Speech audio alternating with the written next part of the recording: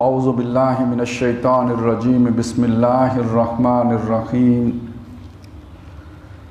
تلک الدار الآخرۃ نجعلها للذین لا یریدون علوا فی الارض ولا فسادا والعاقبۃ للمتقین من جاء بالحسنۃ فلہ خیر منها وَمَنْ جَاءَ بِالسَّيِّئَةِ فَلَا يُجْزَى الَّذِينَ عَمِلُوا السَّيِّئَاتِ إِلَّا مَا كَانُوا يَعْمَلُونَ إِنَّ الَّذِي فَرَضَ عَلَيْكَ الْقُرْآنَ لَرَادُّكَ إِلَى مَعَادٍ قُلْ رَبِّي أَعْلَمُ مَنْ جَاءَ بِالْهُدَى وَمَنْ هُوَ فِي ضَلَالٍ مُبِينٍ وَمَا كُنْتَ تَرْجُو أَنْ يُلْقَى إِلَيْكَ الْكِتَابُ إِلَّا رَحْمَةً مِّن رَبِّكَ فَلَا تَكُونَنَّ ظَهِيرًا لِلْكَافِرِينَ صدق اللہ العظیم۔ رب اشرح لي صدری ویسر لي امری واحلل عقدۃ من لسانی یفقہوا قولی۔ اللہم الہمنا رشدنا واعذنا من شرور انفسنا۔ اللہم ارنا الحق حقا وارزقنا اتباعہ وارنا الباطل باطلا وارزقنا اجتنابہ۔ اللہم وفقنا لما تحب وترضى آمین یا رب العالمین۔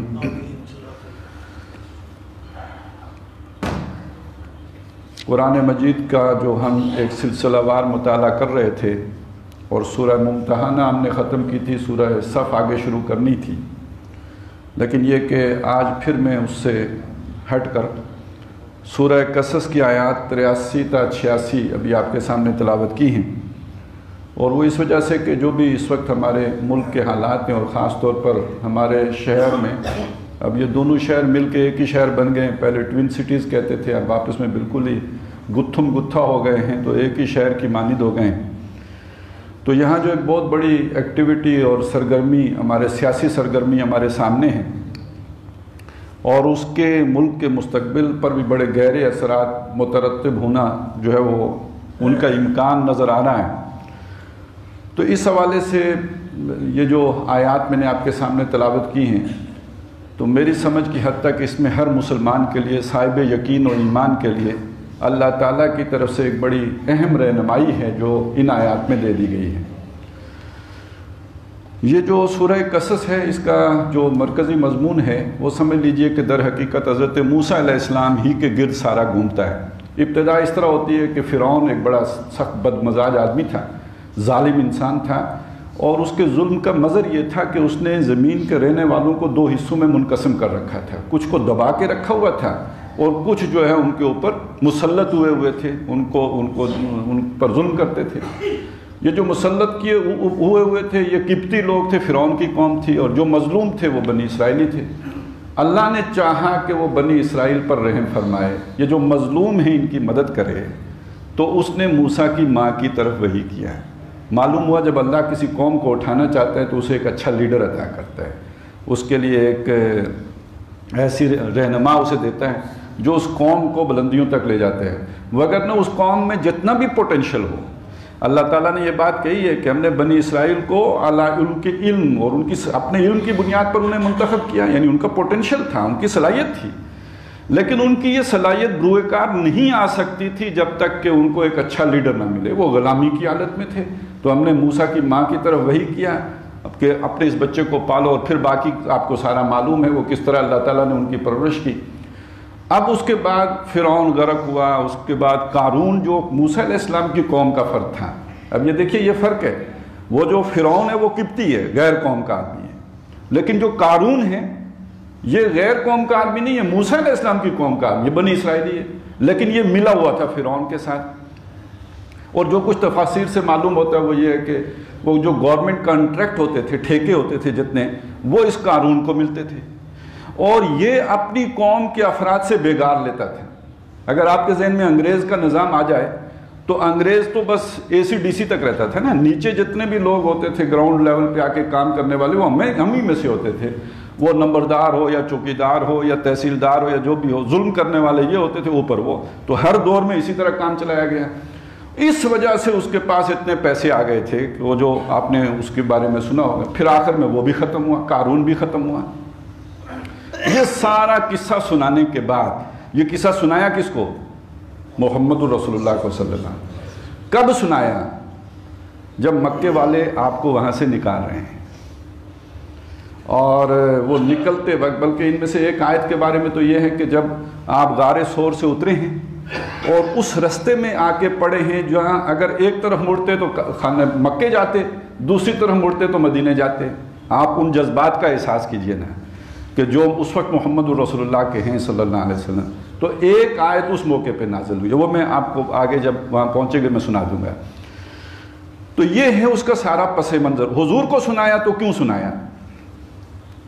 تو وہ ہیں جو اس میں یوں سمجھیے کہ یہ کنکلوڈنگ ریمارکس ہیں جو آخر میں آئے، پورے واقعے کو سنانے کے بعد اب اللہ تعالیٰ حضور کی رہنمائی کر رہے ہیں۔ فرمایا، پہلی بات یہ فرمائی، تِلْكَ الدَّارُ الْآخِرَةُ نَجْعَلُهَا لِلَّذِينَ لَا يُرِيدُونَ عُلُوًّا فِي الْأَرْضِ۔ وہ جو آخرت کا گھر ہے نا، وہ تو ہم نے مخصوص کر دیا ہے، نَجْعَلُهَا لِلَّذِينَ لَا يُرِيدُونَ عُلُوًّا فِي الْأَرْضِ، وہ ہم دیں گے، رکھیں گے، مخصوص کر کے رکھا ہوا ان لوگوں کے لیے جو زمین میں علو نہیں چاہتے۔ علو کیا ہے؟ اعلیٰ بننا، دوسروں کے مقابلے میں اوپر آ جانا، فوقیت حاصل کر لینا۔ اسے آج کل ہماری زبان میں کہتے ہیں کہ یہ جو تفوق حاصل کرنے کی خواہش ہے، ارج ٹو ڈومینیٹ۔ معلوم ہوگا کہ جو ایڈلر ایک بہت بڑا جو سائیکالوجسٹ گزرا ہے، اس کا خیال یہ ہے کہ دنیا میں جتنی بھی ایکٹیویٹی ہے، یہ ہم جو مکان بناتے ہیں، شادیاں کرتے ہیں، یہ جو گھر گرہستی کی زندگی ہے، اس کے بعد جو جنگیں ہوتی ہیں، جتنی بھی ایکٹیویٹی ہوتی ہے، اس کے پیچھے ارج ٹو ڈومینیٹ ہے۔ تو آخرت کا گھر غلبہ کی خواہش رکھنے والوں کے لیے نہیں ہے، آخرت کا گھر ان کے لیے ہے جو غلبے کی خواہش نہیں رکھتے۔ لا یریدون علوا فی الارض۔ اس کے آگے فرمایا ولا فسادا، اور وہ فساد نہیں مچاتے۔ اچھا، ویسے تو یہ دو علیحدہ علیحدہ چیزیں ہیں، لیکن اگر دونوں کو جوڑ کر دیکھیں تو یہ جو علو کی خواہش ہوتی ہے یہ فساد پیدا کرتی ہے۔ ایک گھر ہے نا، اس گھر کے اندر آپ کو معلوم ہے وہ ساس بہو کا جھگڑا ہو یا یہ کہ کوئی اور جھگڑے جتنے بھی ہوتے ہیں، تو کوئی کسی پر غالب آنے کی کوشش کر رہا ہوتا ہے جس کی وجہ سے وہ جھگڑا کھڑا ہوتا ہے۔ تو جہاں کوئی کسی پر غالب آنے کی کوشش کرتا ہے وہاں کانفلکٹ ہوتا ہے، وہاں فرکشن ہوتی ہے، وہاں تصادم ہوتا ہے، وہاں جھگڑا ہوتا ہے، وہاں فساد ہوتا ہے، ساری گڑبڑ اس سے ہوتی ہے۔ اور اگر ابھی نوٹ کریں اس بات کو کہ جب حضرت موسیٰ علیہ السلام کی وہ پیدائش کا ذکر ہو رہا ہے، اس سے پہلے جب فرعون کا ذکر ہوا تو اس میں الفاظ کیا ہے؟ ان فرعون لعلا فی الارض۔ یہ جو فرعون تھا یہ زمین کے اوپر بڑا سرکش تھا، یہ بڑا ڈومینیشن والا تھا اور بہت ڈومینیٹ کر کے اس نے رکھا ہوا تھا۔ یہ ہے وہ غلبہ اور تسلط اور فسطائیت جسے ہم کہیں، یا فیسزم جو ہے، وہ ہے کہ جو بگاڑ پیدا کرتا ہے، فساد پیدا کر دیتا ہے، اور سوسائٹی کے اندر جو ہے یہ کیوس جو ہوتا ہے اور فساد، اس کا سبب وہ علو بنتا ہے۔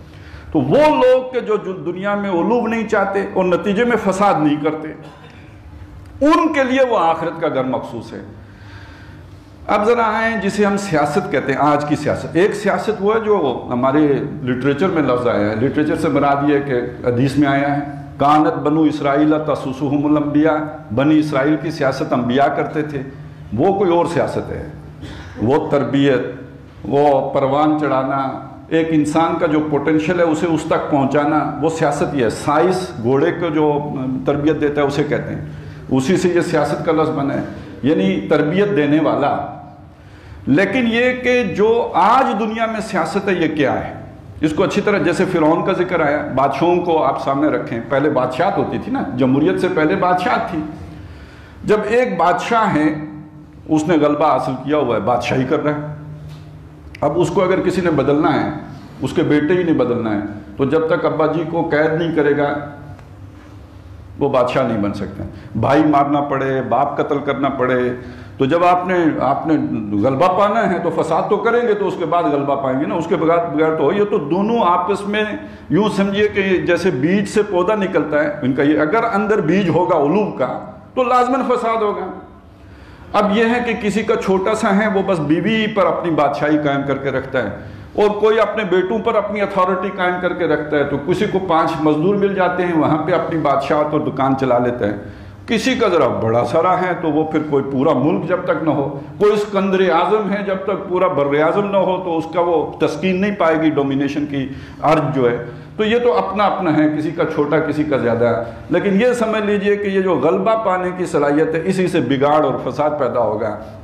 اور وہ جو بگاڑ اور فساد ہے، جب اس کے نتیجے میں قتل و غارت گری ہوئی، انسان نے سیکھتے سیکھتے وہ اس نتیجے پہ پہنچا کہ یار اس کا کوئی ہم فارمولہ بنا لیتے ہیں، یہ جسے ہم کہتے ہیں نا انتقال اقتدار کا کوئی طریقہ رکھ لیتے ہیں تاکہ ہم اپنی اس ارج کو چینلائز کر سکیں۔ یہ اس سے فساد جو پیدا ہوتا ہے نا، اس فساد کو ہم کسی طرح چینلائز کر لیں۔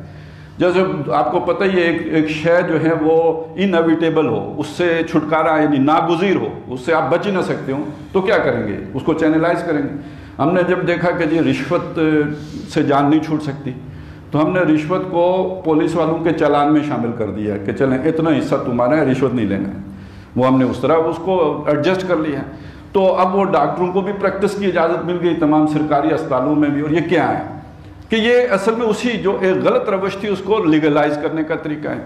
اب وہ جو ارج ٹو ڈومینیٹ اتنا فساد پیدا کرتے، بندہ ہی قتل ہو جاتا تھا، اس کو چینلائز کرو، ایک انتقال اقتدار کا کوئی طریقہ رکھ لو۔ دوسری بات یہ کہ یہ بھی محسوس ہوا کہ جناب 4 سال 5 سال کے بعد اچھی بھلی شکل بھی پیڑی لگنے لگتی ہے، لہذا یہ جو چینج ہے نا، یہ بھی دوسرے کی ارج ٹو ڈومینیٹ کو ذرا تھوڑا سا وقتی سہارا دے دیتی ہے کہ چلیں یہ مصیبت اتری، میں 1 درجے اور اوپر آ گیا۔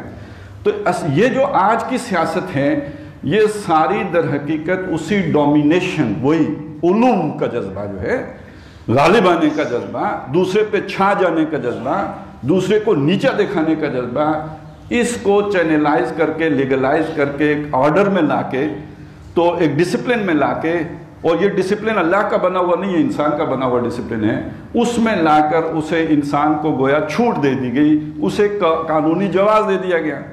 لیکن یہ کہ کیا چھوٹ دینے سے اور قانون کی شکل بنا لینے سے اور ایک سانچہ یا ڈھانچہ بنا لینے سے بگاڑ نہیں پیدا ہوگا، جھگڑا نہیں کھڑا ہوگا، فرکشن نہیں ہوگی؟ تو یہ جتنا بھی دنیا میں جھگڑا ہے اس کا اصل سبب یہ علو فی الارض، نتیجے میں فساد فی الارض، یہ بگاڑ کی یہ بنیاد ہے۔ اب اس کے مقابلے میں جو جینیئن لیڈرشپ ہے، اب اسی سورہ مبارکہ میں تقابل کر کے دیکھیں نا، وہ کدھر سے آئے گی؟ جس کے اندر یہ جذبہ نہیں ہوگا وہ آخرت کے لیے جیتے ہوں گے۔ ہم فرعون کے مقابلے میں موسیٰ علیہ السلام کا تقابل کریں، اور لیڈر ابو جہل بھی ہیں، اور لیڈر جو ہے عتبہ ابن ربیعہ بھی ہے، ابی ابن خلف بھی ہے، مقابلے میں محمد الرسول اللہ ہیں۔ تقابل کریں نا، فرق کیا ہے؟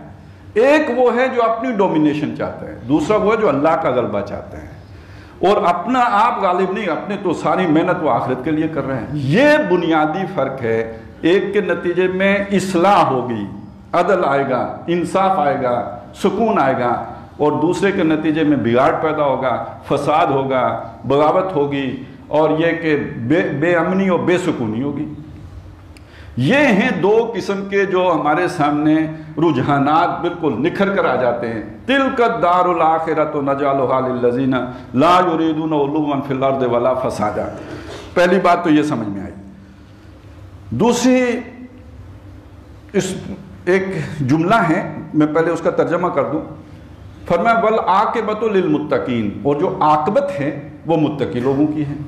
عاقبت، پہلے اس لفظ کو سمجھیں، عقب پیچھے، اور عاقب عاقبہ پیچھے والی، بعد میں آنے والی، اور عام طور پر ہم اس سے مراد لیتے ہیں آخرت، یعنی آخرت کا گھر، وہ جو حشر کا میدان، وہ تو وہاں پہ متقی لوگوں ہی کو وہ جنت ملے گی۔ لیکن اگر آپ اس کی لغت کو سامنے رکھیں تو اس کا مطلب کیا ہوگا؟ دیکھیے ایک سٹرگل ہوتی ہے، جد و جہد ہوتی ہے۔ ابھی وہ ہمارے خان صاحب کہا کرتے تھے میں نے 22 سال محنت کی ہے، اور یہ کہ اس کے بعد وہ وزیر اعظم بن گئے۔ تو اسی طرح ایک کانفلکٹ میں کوئی بندہ سٹرگل کر رہا ہے، جیسے موسیٰ علیہ السلام کتنا عرصہ سٹرگل کرتے رہے فرعون کے مقابلے میں، جیسے محمد الرسول اللہ صلی اللہ علیہ وسلم نے کتنا عرصہ جد و جہد کی مشرکین مکہ کے مقابلے میں۔ اگر اس کو سامنے رکھ کے دیکھیں، وہ آخرت کا گھر تو ہے ہی، اس دنیا میں بھی ان نیک لوگوں کو جو اپنا غلبہ نہیں چاہتے ان کا پھل مل کے رہے گا، آخری مکہ ان کا ہوگا۔ وَالْعَاقِبَةُ لِلْمُتَّقِينَ، آخری فتح، وہ جو آخری راؤنڈ ہوگا اس میں جیت اللہ تعالیٰ علوماً فی الارض اور فساد والوں کو نہیں بلکہ نیک اور متقی اور آخرت کے لیے عمل کرنے والوں کے مقدر کرے گا۔ وَالْعَاقِبَةُ لِلْمُتَّقِينَ۔ اب آخرت کے حوالے سے ایک بات اور بھی آ گئی، فرمایا من جاء بالحسنۃ فلہ خیر منہا، جو لے کے آئے گا کوئی نیکی جو اس نے خالص آخرت کے لیے کی ہوگی۔ دیکھیے ایک نیکی یہ بھی ہے، میں نے آپ کی کوئی مدد کر دی، کوئی کسی بھی درجے میں، چلے کوئی مالی مدد کر دی، کہیں بہتر جو آپ کا حق بنتا تھا وہ آپ کو دلانے میں آپ کے ساتھ تعاون کر دیا، اور لیکن میری نیت یہ تھی کہ اس کے نتیجے میں مجھے آپ اچھا سمجھیں، اس کے نتیجے میں کل آپ مجھے کسی اور جگہ پہ اس کا بدلہ دیں، یا یہ کہ کم از کم جب میں الیکشن میں کھڑا ہوں تو آپ مجھے ووٹ دیں۔ تو اب اس کے پیچھے اصل جذبہ کون سا ہو گیا؟ وہی ڈومینیشن کا ہو گیا نا، یا شہرت بھی ڈومینیشن ہی کے لیے۔ تو ایک آدمی وہ ہے جو عمل کرتا ہے صرف آخرت کے لیے، آخرت کے بدلے کے لیے، اللہ کی رضا کے لیے۔ اس کا بڑا پیارا وہ انداز ہے جو سورۃ الدہر میں آیا ہے، الذین یطعمون الطعام علی حبہ یتیما و مسکینا و اسیرا انما نطعمکم لوجہ اللہ، ہم تمہیں کھلا رہے ہیں صرف اللہ کی رضا جوئی کے لیے، لا نرید منکم جزاء ولا شکورا، نہ ہم تم سے کسی بدلے کے امیدوار ہیں نہ شکریہ کے دو بولوں کے، اس سے ہماری کوئی غرض، ہم تو کہتے ہیں اللہ خوش ہو جائے، وہ اس کی رضا حاصل ہو جائے۔ اب یہ فرق آپ کے سامنے آیا نا، گلی ایک آدمی نے بھی پکی کرا کے دے دی آپ کو، لیکن اس کے بدلے میں اس کی کوئی ڈیمانڈ ہے، اور گلی دوسرے آدمی نے بھی پکی کرا کے آپ کو دے دی، اس کے بدلے میں اس کے شکریہ کا بھی وہ روادار نہیں ہے کہ آپ اس کا شکریہ ہی ادا کر دیں، اس کی کوئی تمنا نہیں ہے کوئی اس کا شکریہ ادا کرے۔ یہ دونوں آدمی ایک جیسے ہیں؟ اب وہ فرق سامنے آ گیا نا، ایک وہ ہے جو علو چاہتا ہے، دوسرا وہ ہے جو مستغنی ہے، سب اللہ کے لیے کر رہا ہے۔ اب یہ فرق ہے فرعون کا اور موسیٰ علیہ السلام کا، یہ لیڈرشپ کا یہ بنیادی فرق ہے، اور یہ فرق ہے محمد رسول اللہ صلی اللہ علیہ وسلم اور باقی جو وہاں پہ عرب کے دوسرے لیڈر ہیں ان کا، اور یہ فرق ہر دور میں رہے گا۔ یہ کبھی نہیں ہوا کہ یہ اللہ تعالیٰ نے اچھے لوگوں سے دنیا خالی کر دی ہو، یا یہ کہ برے لوگ ہی بالکل ختم ہو گئے ہوں، نہیں، یہ ہمیشہ یہ جد و جہد اور یہ ستیزہ کار رہا ازل سے تا امروز، یہ کشاکش اور کشمکش اسی طرح جاری رہتی ہے۔ تو جو نیکی کما کے لائے گا، جس نے اللہ کی رضا کے لیے کوئی محنت، کوئی کام، کوئی نیکی کا کام کیا ہوگا، فَلَهُ خَيْرٌ مِّنْهَا، آخرت میں اس کے لیے اس سے بہت بہتر ہوگا، وہ کئی 100 گنا کر کے اسے دیا جائے گا۔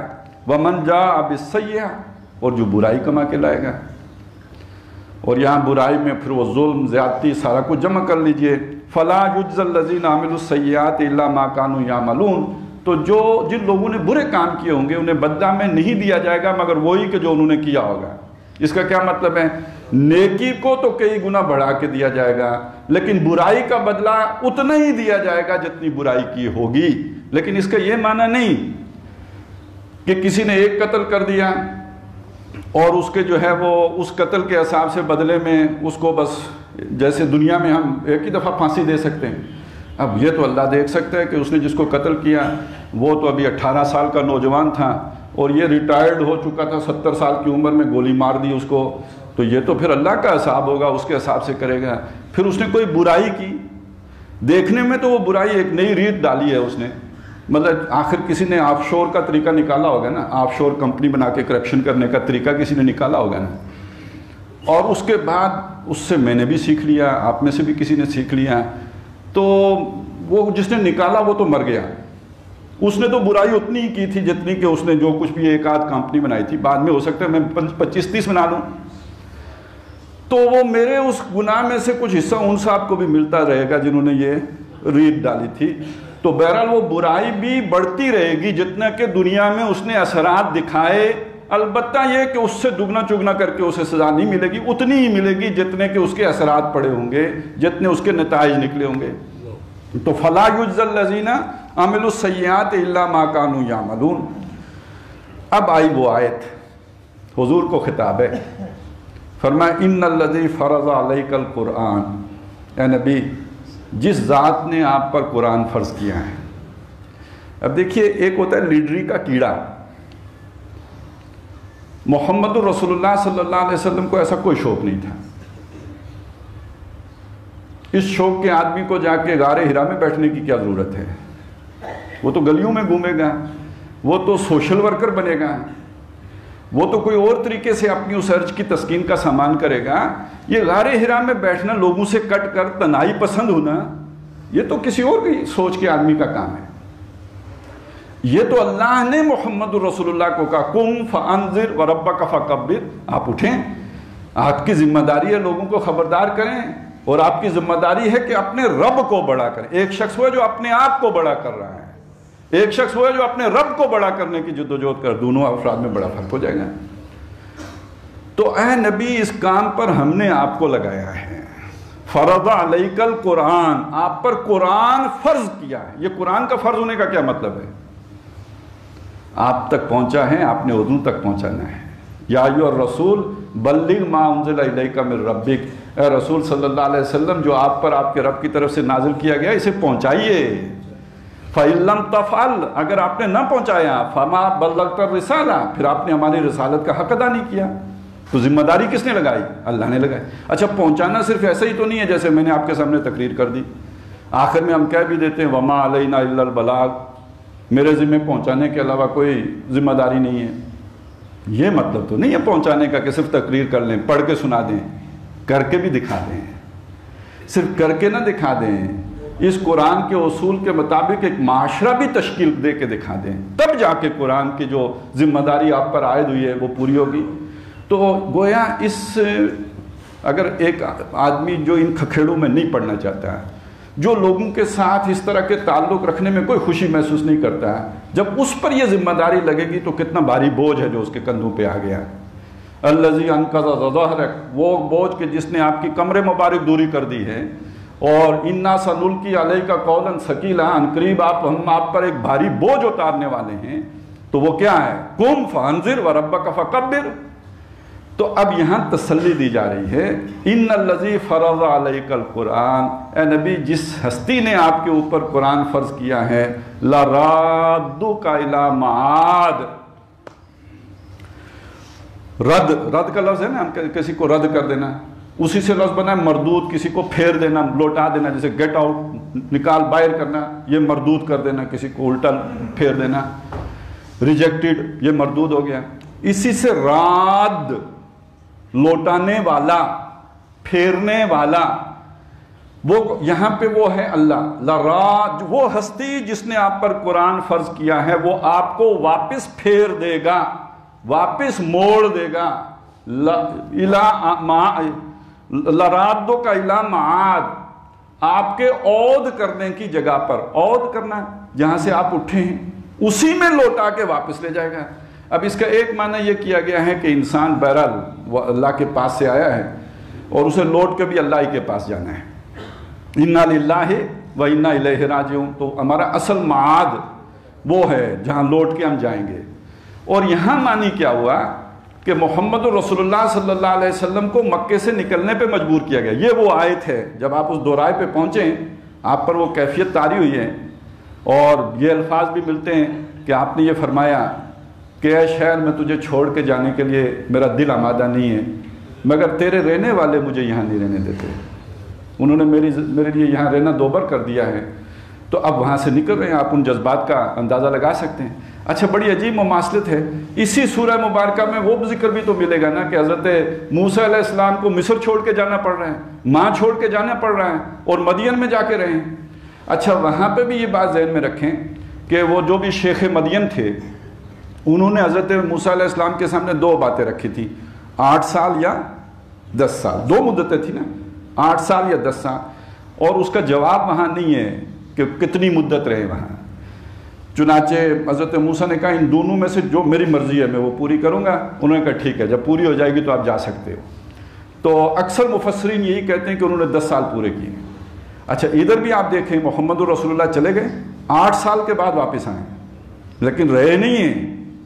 حج بھی نہیں کیا ہے، عمرہ کیا ہے، حج نہیں کیا، سن 9 میں بھی نہیں کیا، سن 10 میں آ کے کیا ہے. وہی 10 سال ادھر بھی ہیں. وہی 10 سال ادھر بھی ہیں.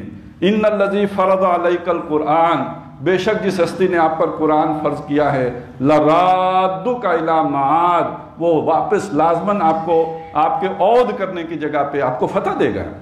یہ والعاقبۃ للمتقین کی تشریح آ گئی. آخری مکہ آپ کا ہوگا، آخری فتح آپ کی ہوگی، آخرت میں تو ہوگا ہی ہوگا. تلک الدار الاخرۃ نجعلھا للذین لا یریدون علوا فی الارض ولا فسادا. دنیا میں بھی جب اللہ فساد ختم کرنا چاہے گا کسی معاشرے میں سے، کسی سوسائٹی کو اصلاح سے امکنار کرے گا اور اس میں جو ہے امن لے کے آئے گا، تو وہ پھر اپنے ایسے ہی لوگوں کو لے کے آگے آئے گا. اس قوم کے اندر پھر ایسی لیڈرشپ لے کے آئے گا کہ جو آخرت کے لیے جیتی ہو اور دنیا کی اسے شہرت کی بھی طلب نہ ہو اور غلبے کی بھی اور حکومت کی بھی طلب نہ ہو، بلکہ یہ کہ وہ اللہ کے غلبے کی اور اللہ کے دین کے غلبے کے لیے کوشاں ہوں. ان کے لیے اللہ تعالیٰ نے وہ آخرت کا گھر رکھا ہوگا. تو یہاں پہ اللہ کا وعدہ آ گیا کہ دنیا میں بھی پھر اللہ تعالیٰ ایسے لوگوں کو اپنے جو بھی ان کا منتہا مقصود ہوتا ہے اس میں کامیابی عطا کرتا ہے.